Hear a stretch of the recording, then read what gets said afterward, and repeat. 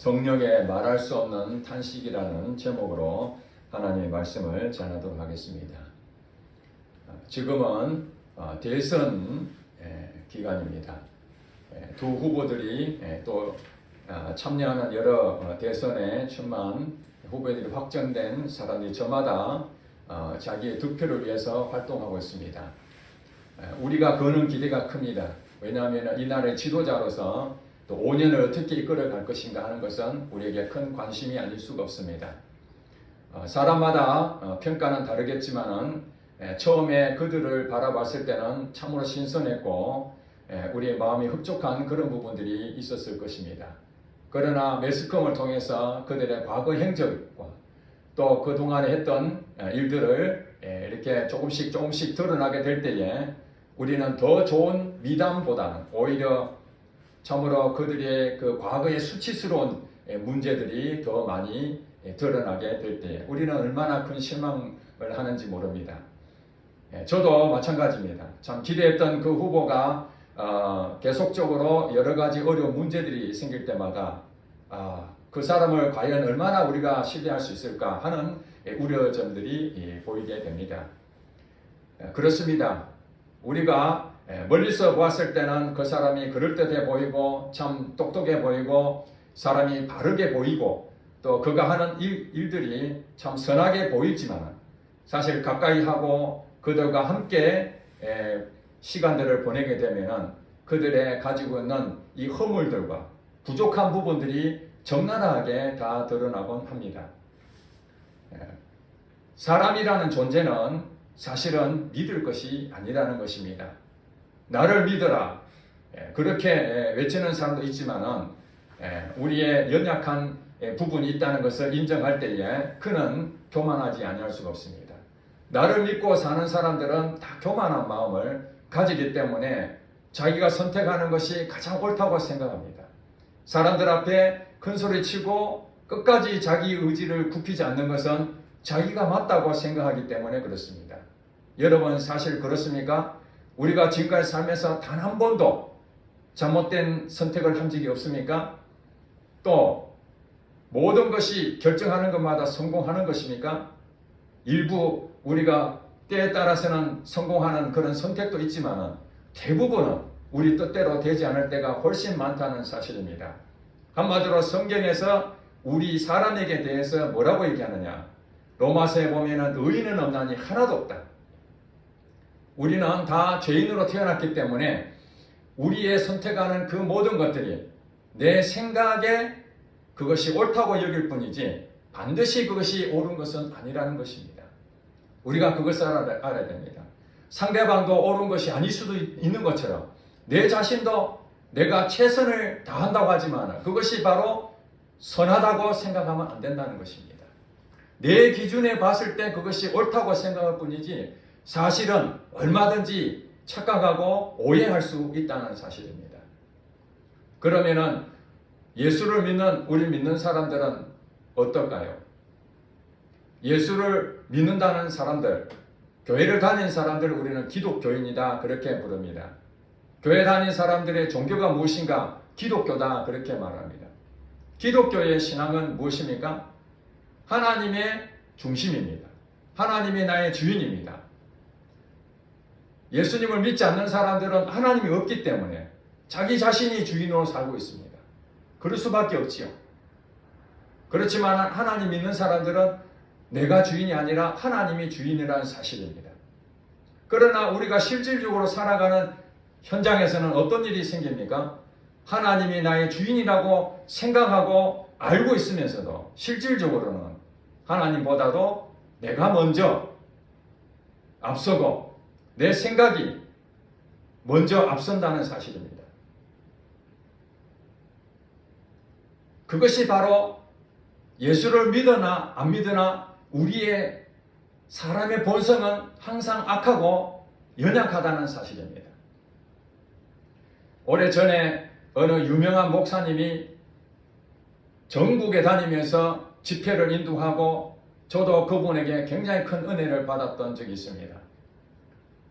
그분에 대해서 많은 사람들이 존중하고 참 그분하고 같이 사는 사람 얼마나 좋을까.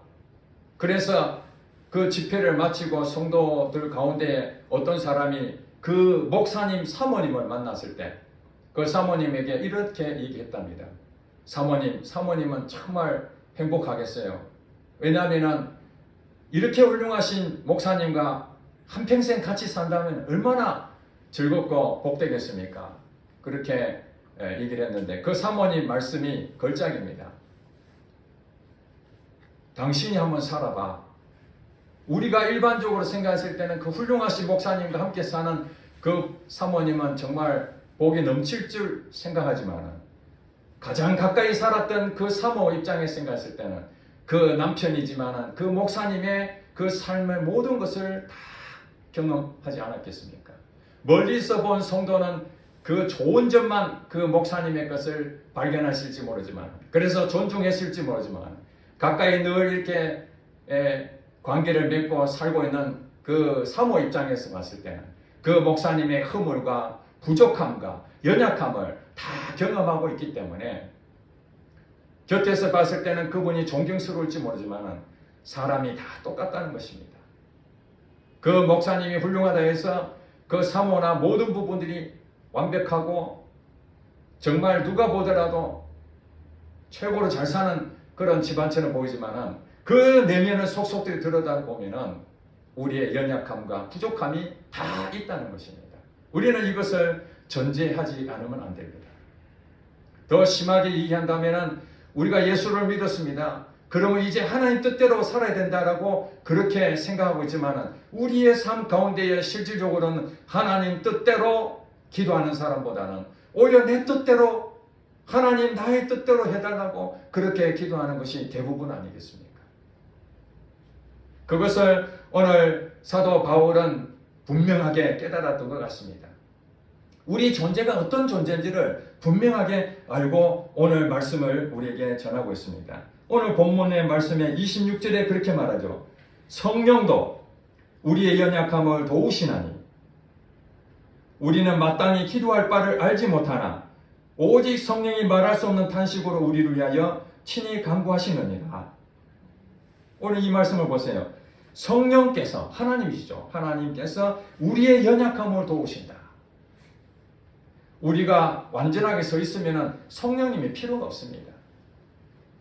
내 자신이 남의 도움이 필요 없는데 주변 사람들이 선생님 제가 도와드릴까요? 내가 부족할 때에 누가 도와준다는 것은 그건 천군만마를 얻는 것이지만 내가 다 할 수 있는데 주변 사람들이 선생님 제가 도와드릴까요? 아무 도움이 안 되는 것입니다. 이 성령님이 우리에게 얼마나 귀한 존재이신가? 그것은 바로 우리의 연약함이 있기 때문에 사람마다 연약함이 다 다를 것입니다. 어떤 사람은 돈에 맥을 못 춥니다. 돈 문제만 나오면은 모든 것이 다 무너지게 됩니다. 돈에만 마음이 다 빼앗깁니다. 어떤 사람은 건강에 굉장히 관심 많은 사람 있지 않습니까? 다른 것보다도 건강 우선입니다. 가족도 그 건강보다 더 앞서지 못합니다. 어떤 사람은 일 중독에 빠져 있는 사람, 일이 최고입니다. 가정이고 뭐가 상관이 없습니다. 일만 열심히 하면 된다는 거죠. 그런 부분에 대해서 사람마다 누가 볼 땐 자기가 최고로 맞다고 생각하지만 실제로 보면 한쪽으로 치우쳐 있는 것이 대부분이라는 겁니다. 이것이 우리의 부족함이고 연약함이라는 거예요. 그런데 우리의 연약함이 있기 때문에 성령님이 우리를 도와주시는데 우리의 연약함이 무엇인가? 여기에 바로 나오죠. 우리는 마땅히 기도할 바를 알지 못하는 존재다. 도대체 우리가 어떤 기도를 해야 가장 하나님이 기뻐하시는 기도일까? 그것을 안다 모른다? 모른다는 거예요. 알면은 자기 마음대로 할 수가 있겠죠. 그렇지 않습니까? 하나님이 나에게 뭘 원하는지 그걸 금방 알면은 도움이 필요 없습니다. 잘 결정하면 되니까. 그런데 근본적으로 우리의 사람들은 예수를 믿는 사람이라 할지라도 우리는 도대체 하나님의 뜻을 알지를 못하고 그러니까 어떤 기도를 합니까? 하나님이 원하는 하나님의 뜻대로 하는 기도를 하지 못하고 내 뜻대로 하는 기도가 대부분이라는 거예요. 어떨 때? 성령님이 도와주지 않는다면, 성령님이 우리에게 도와주지 않는다면 우리는 어떻게 나오느냐? 늘 자기 중심으로 기도한다는 겁니다. 하나님 이거 해주세요. 하나님 제가 지금 현재 하고 있는 이런 일이 있는데 하나님 이것 좀 도와주세요. 그런데 이것이 잘 되면은 자기에게는 유익한데 하나님 보실 때 그건 유익한 것이 아니라 그 사람이 망하는 일일 수도 있잖아요. 우리는 미래를 모르니까. 내가 이것이 성공만 하면은 대박이 난다고 나는 생각하지만 하나님 보실 때 그게 대박 나는 순간 사람 완전히 다 망가지고 교만해지고 인생이 더 잘못된 길로 간다고 한다면 하나님이 그 사람을 도와줘야 되잖아요. 근데 그 분별이 안 된다는 거예요. 그래서 하나님께서는 이 성령님이 우리 안에 오신 이유가 바로 그것입니다. 사람 안에 성령님이 안 계신다면 우리는 항상 내 중심으로 살 수밖에 없어요. 내 속에는 옳은 대로. 우리 구약 성경에 보면은 여러분 구약 성경을 좀 오랫동안 이렇게 보신 분들은 어떤 느낌이 있습니까? 저도 오래전에 구약 성경을 쭉 읽으면서 그때 깨달아진 게 있었습니다. 아, 이스라엘 백성들은 하나님 믿는 사람들인데 하나님이 살아계셔서 기적을 베푸시고 먹을 걸 주시고 입을 걸 주시고 어려운 거 다 막아주시는데 왜 이렇게 불순종할까? 왜 하나님 말씀만 들으면 복을 받는데 오히려 하나님 말씀을 어기고 이방신을 섬기고 잘못된 길을 갈까? 한심하다. 내 같으면 안 그럴 것 같은데, 내 같으면 하나님을 완전히 믿고 하나님 뜻대로 순종해서 복 받을 것 같은데 이스라엘 백성들은 그렇게 그리 가면 안 된다고 그렇게 말을 하는데도 왜 이렇게 말을 안 들을까?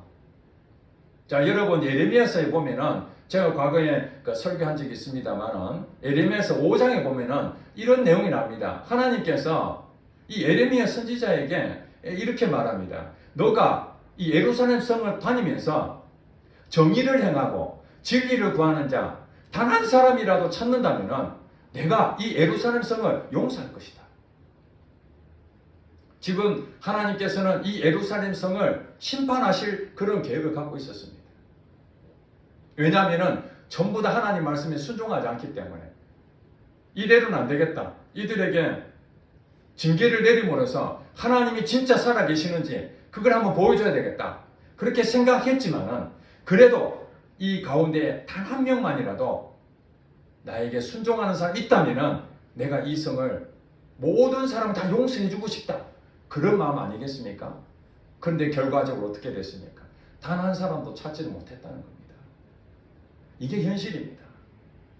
아니 10명도 아니고 100명도 아니고 단 한 명도 하나님의 말씀을 순종하는 사람이 없어서 그 예루살렘 성이 바벨론에게 망해버린 거예요.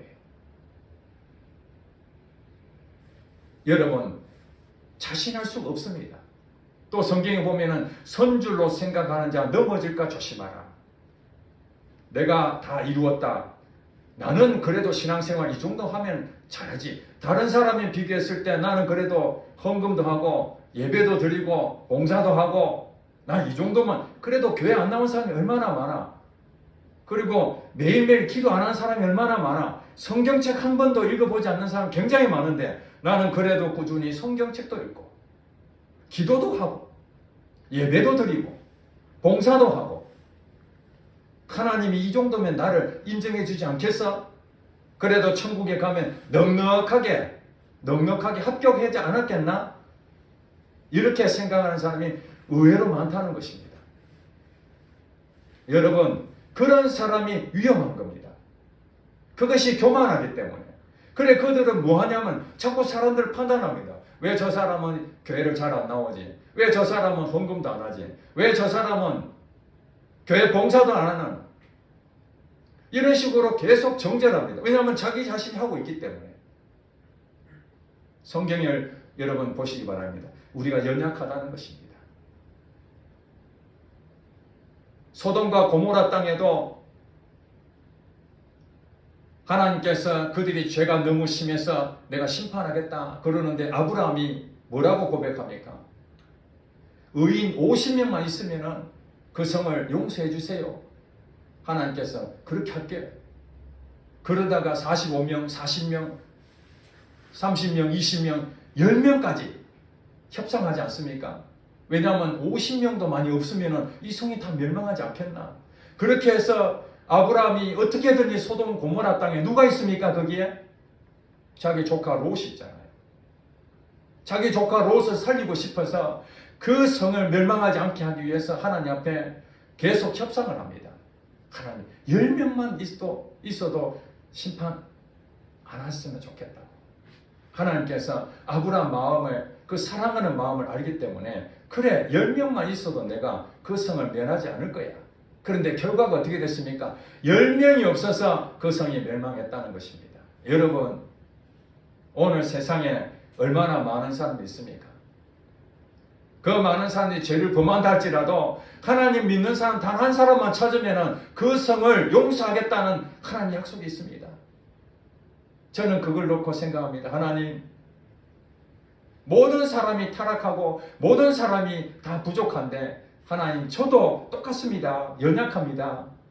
하나님 뜻대로 구하기보다는 오히려 내 뜻을 구할 때가 얼마나 많았는지 모릅니다. 그때마다 하나님께서 이런 마음입니다. 오직 성령이 말할 수 없는 탄식으로 우리를 위하여 친히 간구하시느니라. 저는 여기서 얼마나 큰 위로를 받는지 모릅니다. 내 뜻대로 이루어지기를 바랄 때가 얼마나 많았습니까? 내가 선택했는데 그 선택이 최선이라고 했는데 결과적으로 하나님의 물어보지 아니하고 내가 자신만만할 때에, 여러분 그런 거 경험하지 않습니까? 부족할 때는 남의 도움을 요청도 하지만은 내가 자신만만할 때는 사람 얘기를 안 듣잖아요. 하나님도 마찬가지입니다. 내가 하는 일에 자신 있다 하면은 하나님한테 묻지도 않습니다. 하나님 도와주지 않아도 됩니다. 그냥 해봅니다. 그런데 나중에 문제가 생기고 잘 안 될 때, 그때서 하나님 도와주세요. 하나님 도와주세요. 이게 사람 아닙니까? 여기 서 있는 저도 똑같습니다. 지난 시간들을 돌이켜볼 때에 완벽하게 제가 선택한 것이 항상 하나님 앞에 하나님 뜻을 구하고 하나님 말씀대로 순종하고 이렇게 살아온 것이 아니라는 거예요. 그때에 성령님이 얼마나 말할 수 없는 탄식을 했지 않았겠나. 우리 자녀가 어렸을 때에 말을 잘 듣지 아니하고 잘못된 길을 갈 때에 부모의 마음이 어떻겠습니까? 말할 수 없는 탄식을 가지지 않겠습니까? 그 길 가면 안 되는데. 그러나 그 아이 입장에서는 그 최선인 거예요. 왜냐하면 그가 보는 세상이 그 정도니까. 경험하지 못했으니까. 자기가 볼 때 이게 좋은 거예요. 아빠 이것 좀 해주세요. 근데 아빠가 볼 때는 그게 가면 안 되는 거예요. 이 어린아이가 해야 할 행동이 아닌 거예요. 그래도 이 아이는 그것을 모르니까 고집을 세우고 그래도 좀 해달라고.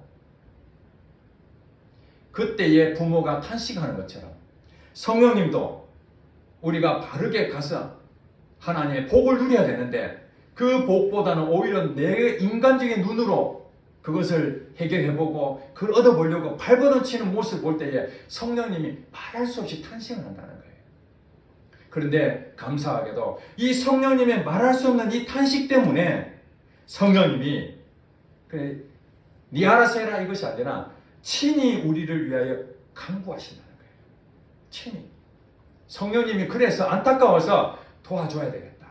부모가 자식이 잘못된 일 가는데 그래 네 인생 네 마음대로 살아. 말은 그렇게 할지 모르지만은 마음속이 어떻겠습니까? 이 아이를 어떻게 도와줘야 될까? 이 아이가 지금 잘못된 길 가는데 자녀는 그걸 모르죠. 지금 자녀는 자기가 하는 일이 옳다고 생각하고 가고 있는데 부모는 속이 타니까 잠도 못 자고 끙끙 앓고 그러지 않습니까? 지금은 학비에 대해서 크게 어려움이 없었을지 모르지만 우리 과거에는 초등학교 때도 육성회비라는 게 있었습니다. 그 육성회비 돈 얼마 안 되지만은 그 돈을 납부하지 못할 때도 있었습니다. 심지어는 학용품도 살 돈이 없을 때가 있었어요. 제가 기억이 나는데 중학교 때 미술 과목인데 그 스케치북이 있어야 되잖아요. 미술 하려면. 그런데 그때에 제가 어떤 이유인지 모르지만 제 마음속에 우리 집이 형편이 어려우니까 그 스케치북을 사달라고 말을 안 했던 것 같아요. 그래 그냥 갔어요. 그랬는데 미술 선생님이 이제 그 스케치북에 그림을 그려야 되는데 저 혼자 스케치북이 없는 거예요. 그래서 나오라 그래요. 제가 맞았습니다. 맞으면서 제가 눈물이 났어요. 왜냐하면 제가 없어서 안 가져온 것이 아니라 돈이 없어서 형편이 어려워서 그것을 못 사왔는데 이 선생님은 그걸 모르고 물론 나중에 선생님이 저의 이 상황을 알고 정말 미안하다고 그렇게 용서를 했습니다. 저한테 용서를 구했습니다. 그때는 등록금이 없어서 학교를 못 가는 때가 많이 있었습니다. 그때 자녀는 등록금이 없다고 그럴 수 있지만 부모 마음은 어떻겠습니까? 이 아이를 바르게 학교를 보내줘야 되는데 그러지 못했을 때 그 말할 수 없는 탄식이 생기는 거죠. 어떻게든지 이 아이를 잘 세워야 되는데 그것이 부모의 역할이잖아요. 마찬가지로 우리 자녀가 바르게 성장하도록 부모가 잘 뒤에서 뒷바라지 하는 것처럼 우리 인생에 복받을 수 있는 유일한 길은 내 힘으로 하는 것이 아니라 하나님이 나의 주인이시기 때문에 그분이 내게 친히 오셔서 어떻게 하는지 가르쳐 주신다는 거예요. 이것이 우리에게 큰 희망입니다. 성령님이 말할 수 없는 탄식으로 우리를 위해서 친히 간구하신다는 말이 무엇입니까? 그것은 그냥 하나님께서 저 성령님이 저기 가서 그냥 우리는 우리대로 하고 성령님은 저기 가서 바위에 가가지고 기도하고 이런 모습을 생각하시면 안 되고 우리 살아가는 우리의 삶 가운데 성령님이 일일이 찾아오셔서 우리에게 가르쳐 주신다는 거예요. 요한복음에 보면 예수님이 그렇게 말씀하시잖아요. 성령님이 이제 오실 것인데 그 성령님은 내가 너희들 제자들에게 한 말을 생각나게 하고 또 가르쳐 줄 것이다. 성령님이 우리 안에서 어떻게 살아야 되는지 하나님 뜻대로 사는 방법들을 다 가르쳐 줄 것이다. 그러니 너희들은 성령의 인도함을 받아라. 자, 여기서 중요한 거 있습니다. 우리가 예수를 믿는다 하더라도 우리는 여전히 육신의 몸을 입고 있기 때문에 우리는 끊임없이 좋은 일을 하는 것보다는 계속해서 이 죄의 문제에 대해서 우리는 거기에 노출되어 있습니다. 특별히 이 영적 이 사기꾼이 이 사단이 우리를 계속해서 미혹하는 이 육신의 몸을 입고 있는 이 땅에서는 우리가 완전하게 살 수가 없습니다. 언제든지 넘어질 수 있다는 사실입니다. 여러분, 내 선택이 최선이라고 생각하지만 그 선택이 결과적으로 반드시 좋은 열매로 맺어지는다는 보장은 없다는 것입니다. 그러나 우리가 희망을 가질 수 있는 방법이 딱 하나 있는데 그거는 나를 믿는 것이 아니라 하나님이 나의 주인이심을 믿고 성령님께 구하는 것입니다. 성령님, 나 너무 연약해요. 나 좀 도와주세요. 나 불쌍히 여겨주세요. 도대체 무슨 기도를 해야 될지 모르겠어요. 앞길을 캄캄합니다. 그랬을 때 성령님이 내게 사인을 보내주신다는 거예요. 제가 여러 차례 말씀드리잖아요. 성령님은 우리 믿는 사람들에게 가르쳐 주십니다. 왜냐하면 예수님이 요한복음 10장 27절에 이렇게 말씀하십니다. 내 양은 내 음성을 들으며 나는 그들을 알고 그들은 나를 따르느니라. 이것이 복음입니다. 내 양이 무엇입니까? 예수를 믿는 우리 성도들을 양에 비유하고 예수님은 목자로 이렇게 관계를 맺었습니다. 양은 목자의 음성을 듣고 살아갑니다. 목자의 음성을 못 들으면 양은 지 마음대로 삽니다. 이사야서에 보니까 우리는 양인데 양 같은 존재인데 이 양은 각기 제 길로 다닌다고 했습니다. 각기 제 길로. 자기가 원하는 대로. 주인이 없으면 지 마음대로 행동한다 이런 얘기입니다. 그래서 이스라엘 땅에 가면은 목자들이 많이 있잖아요. 양도 키우는 목자들이. 같이 이렇게 키웁니다. 따로따로 키우지 않고 목자들과 양들이 같이 섞여서 있습니다. 그런데 이제 풀을 다 뜯고 이제 헤어질 때 되면은 목자가 사인을 보냅니다. 목자들마다. 그러면 그 양들이 섞여 있는데 자기의 목자의 음성을 듣고 완전히 다 분리가 된답니다. 그 희한하죠. 다 같은 동물인데 자기의 목자의 말을 다 알아듣고 그쪽으로 그 목자를 따라간다는 겁니다. 우리가 예수를 믿는다면 우리 안에 성령님이 와 계셔서 예수님의 음성을 들을 수 있는 귀가 열려 있어요.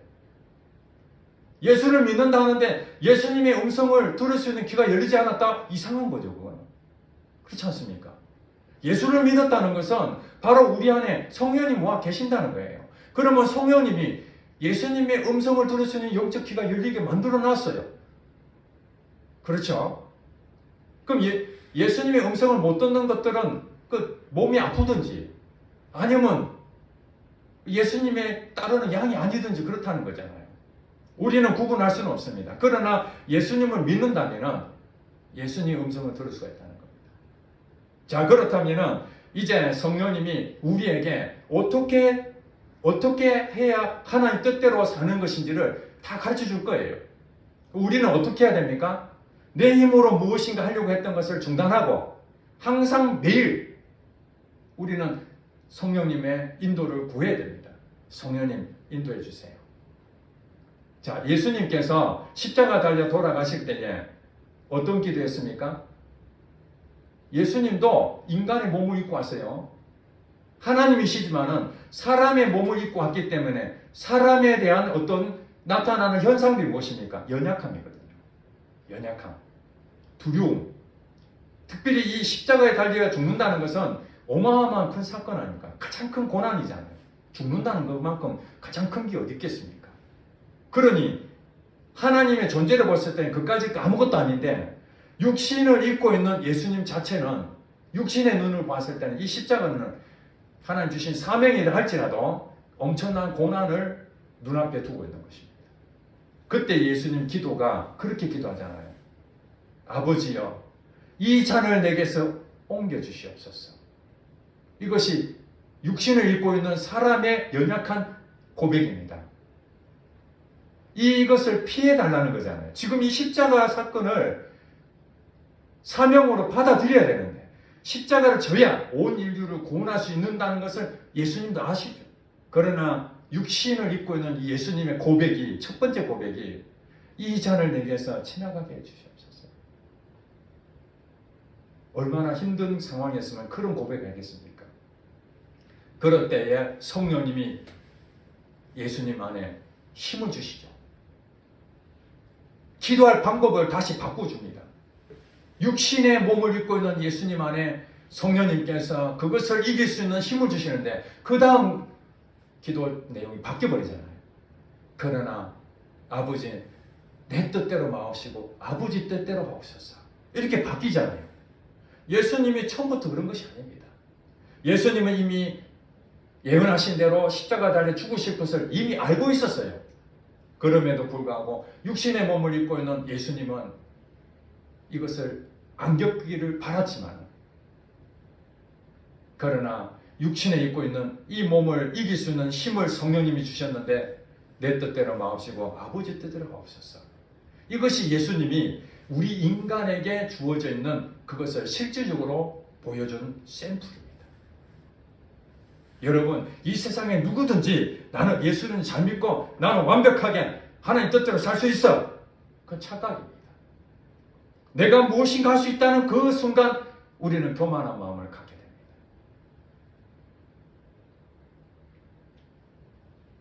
기독교 신앙이 무엇이라고요?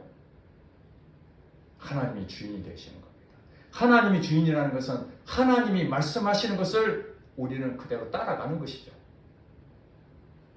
반대로 예수님을 믿지 않는 사람들은 하나님을 모르니까 자기가 주인입니다.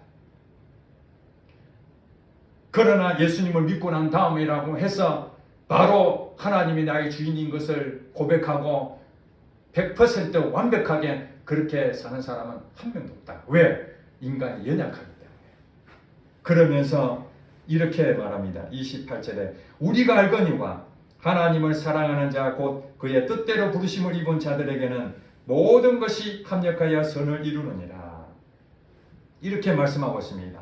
하나님을 사랑하는 자 누굽니까? 저와 여러분이 되겠습니까? 그의 뜻대로 부르심을 입은 자들, 예수님을 믿는 모든 사람들을 얘기합니다. 여러분, 오늘 이 본문의 말씀은 예수를 안 믿는 사람들이 대상이 아니고 예수님을 믿는 사람들에게 얘기하는 거예요. 예수 안 믿는 사람들, 연약한 그 얘기하는 것이 아니라 예수를 믿는 사람이지만 우리는 연약하다. 도대체 무슨 기도를 할 줄도 모르는 우리의 연약함이 우리에겐 다 있다. 그러나 그 사람들에게는 성령님이 말할 수 없는 탄식으로 우리를 위해서 친히 간구하시는데 이 모든 것이 합력하여 선을 이루어 가신다는 거예요. 여러분이 선택하는 것이 최선이라 해서 가고 여러분 뜻대로 기도하고 있지만은 때로는 성령님께서 얘야 그거 가면 안 돼. 그럼에도 불구하고 아이고 그래도 내가 한번 세웠으니까 끝까지 한번 가봐야 되겠습니다 하고 갔지만은 그게 실패했다고 실패가 아니라 나중에 하나님께서는 그 실패를 통해서 자기 자신이 무엇이 문제인지를 깊이 깨닫게 또 해주신다는 거예요. 그러니 하나님 뜻대로 순종했더니 좋은 열매가 맺는 것도 감사한 일이고 자기가 최선을 다한다고 가서 잘못된 길을 갔는데 하나님의 마음을 상하게 하고 갔는데도 불구하고 결과적으로 어떻게 하신다는 겁니까? 실패를 경험을 통해서 하나님 말씀대로 살아야 되는 것인데 내 생각대로 했더니 그건 잘못된 선택이었구나. 그것을 깨닫게 된다는 거예요. 그 깨닫고 사는 사람들이 누구냐? 바로 예수 믿는 사람들이에요. 은혜라는 것은 우리에게 항상 좋은 것만 있어서 은혜가 아닙니다. 우리가 은혜 나눈다 그러잖아요. 우리 함께 우리 교제 나누 은혜 나눕시다 하면은 하나님께서 이렇게 해가지고 하나님 말씀에 순종했더니 이런 복을 받았습니다. 이것도 은혜죠. 그러나 내가 하나님 말씀 이렇게 말하는데 그걸 깨닫지 못하고 내 뜻대로 했더니 그게 나는 잘된 줄 알았는데 나중에 보니까 그것이 잘못된 길이었습니다. 그랬는데 지나고 보니까 그 부분은 하나님께서 내가 잘못했다라고 그것을 알려주셔서 이제는 다시는 그 길 안 가려고 그런 마음을 갖게 됐습니다. 이것도 하나님의 은혜라는 거예요. 이것이 무엇이라는 것입니까? 모든 것이 합력하여 하나님은 선을 이루어 가시는 것입니다. 즉 다시 말해서 예수를 믿는 사람들은 구원을 얻은 자로서 여전히 연약함이 있고 허물이 있고 나는 잘한 줄 알았는데 그것이 보니까 때로는 실수하고 때로는 실패를 거듭하고 여러분 성령이 충만했다 해서 영혼이 충만해지는 것이 아닙니다. 그러므로 날마다 자기 자신을 살피는 거예요. 하나님 어제까지 내가 하나님 말씀 순종했을지 모르지만 오늘 내가 또 넘어질지 모르는 존재입니다. 나도 언제든지 실수할 수 있습니다. 여러분 큰 목회를 하시는 목사님들 우리가 훌륭하다고 하셨던 그 목사님들 가운데에 실수로 한순간에 나락에 떨어진 사람이 얼마나 많습니까? 그렇지 않습니까? 그러므로 우리가 자신있게 나는 이제 이 정도만 되면은 나는 이제 신앙생활 어느 정도 기틀을 완전히 닦았다 이렇게 생각하면 안 되는 거예요. 사도 바울은 나는 날마다 죽노라. 날마다 죽는다는 말이 무엇입니까? 나는 내가 주인이 아니라 하나님이 나의 주인이라는 것을 날마다 고백하며 살겠다는 거잖아요. 그 훌륭하신 이 사도 바울조차도 고백하기를 나는 죄인 중에 괴수다. 하나님의 말할 수 없는 은혜 아니면 나는 지금 존재할 수가 없다. 내가 살아도 주를 위해 살고 죽어도 주를 위해 죽나니 그런지 사나 죽으나 주님 것이다. 이 고백을 왜 하겠습니까? 나는 언제든지 또 넘어질 수 있는 연약함이 있기 때문에 성령님 나를 도와주세요. 이 사람이 바로 성령의 사람이 된다는 거예요. 저도 지난 시간 돌이켜볼 때에 성령이 충만했을 때도 있었습니다. 하나님의 내 길을 인도해서 참 많은 기적을 체험하기도 하고 하나님의 놀라운 역사를 할 때마다 야 하나님 살아계시는구나 그런 경험들도 많이 있었습니다. 그렇다고 해서 제 선택이 항상 옳은 것은 아니었습니다.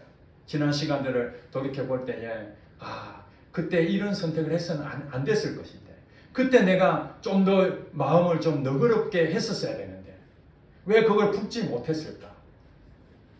보니까 다 내 중심이었던 거예요. 이것이 바로 나의 연약함이라는 거죠. 그런데 오늘 여기까지 나를 인도하신 걸 보니까 나의 이 부분을 하나님께서 책망하고 바로 심판을 내렸다면 내가 오늘 이 자리에 있겠는가? 그렇게 내가 잘못하고 나는 그것이 최선이라 할지만 성령님 보실 때 말할 수 없는 탄식으로 내 마음에 너 그거 가면 안 돼. 그런 많은 사인을 주셨는데도 불구하고 미처 깨닫지 못할 때가 참 많았구나.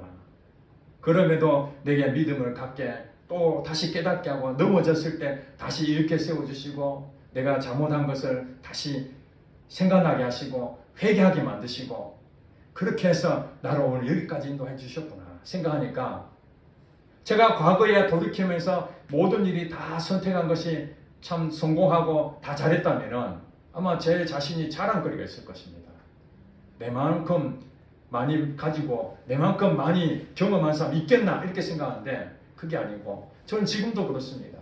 하나님 지금까지 하나님께서 이렇게 인도해 주셨는데 내가 지금 이제는 많은 것을 얻었고 옛날보다 더 많이 성숙해졌을지 모르지만 또 언제 하나님의 나의 주인이 아니라 내가 주인으로 언제든지 나타날 때마다 난 또 넘어질 자인데 하나님 오늘도 성령님 나를 인도해 주세요. 나를 붙잡아 주세요.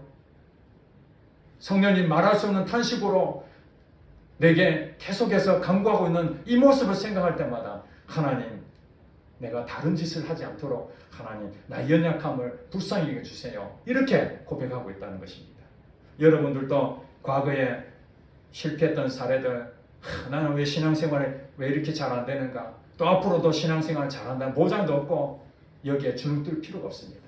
우리는 똑같습니다. 단 한 사람도 자기 힘으로 신앙생활을 믿음생활을 자기 힘으로도 할 수 없다는 존재라는 겁니다. 우리가 할 수 있는 일은 오직 하나님을 의지하는 겁니다.